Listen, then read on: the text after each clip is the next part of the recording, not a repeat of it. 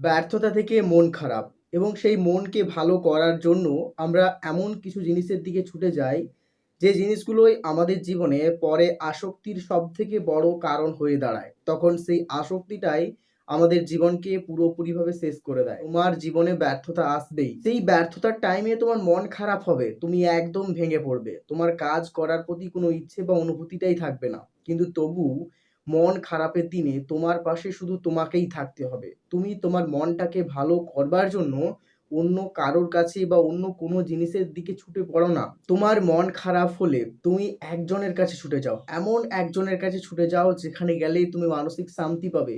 যেখানে গেলে তুমি তোমার সব ব্যর্থতার কথা ভুলে গিয়ে আবার নতুনভাবে কাজ শুরু করতে পারবে। তোমার মন খারাপের সময় এমন এক জায়গায় ছুটে যাও যেখানে গেলে তুমি মনের শান্তি খুঁজে পাবে। যে জিনিসটা তোমার জীবনে আসক্তিতে পরিণত হয়ে গেলে তোমার জীবনটাকে পুরোপুরিভাবে উন্নতির পথে নিয়ে যাবে। তোমার জীবনে একটা নতুন আলো এসে পৌঁছবে।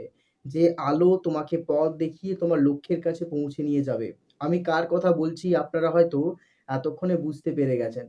বেশিরভাগ মানুষ আমরা জীবনে কি করি, ব্যর্থতা হলে বা আমাদের মন খারাপ হলে আমরা মনটাকে ভালো করবার জন্য কারো যদি ব্রেকআপ হয়ে যায়, সেই ব্রেকআপের কষ্ট এবং যন্ত্রণাটাকে ভোলার জন্য মদ, গাঁজা, বিড়ি, সোশ্যাল মিডিয়া ইত্যাদি বিভিন্ন জিনিসে আসক্তি হয়ে যায় এবং যে আসক্তিগুলো তার জীবনটাকে পুরোপুরিভাবে নষ্ট করে দেয়। কিন্তু আমাদের মন খারাপ হলে বা আমাদের কষ্ট হলে বা আমরা যেকোনো জায়গা থেকে যদি অত্যাধিক পরিমাণে কষ্ট পাই, তবে আমরা কখনোই মন্দির, মসজিদ বা আমাদের গুরুদেবের কাছে ছুটে যাই না।